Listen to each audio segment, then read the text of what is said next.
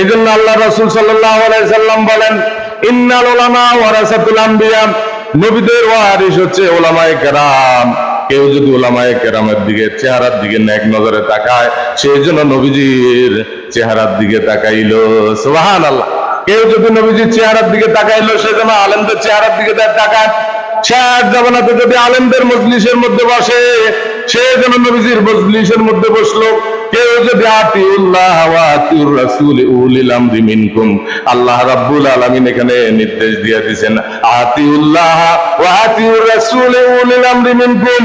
হে দুনিয়ার মানুষ, তোমাদেরকে আমি একটা আদেশ দিয়ে দিলাম, আল্লাহ আল্লাহ রাসূলের ডাকে তোমরা যখন ডাক দিবে, তোমরা সাথে সাথে ওই ডাকের ভিতরে সাড়া দিবে। বলেন না সুবহানাল্লাহ। আর নবীদের ডাকের ভিতরে সাথে সাথে তোমরা সাড়া দিবে, কন্যা সুবহানাল্লাহ।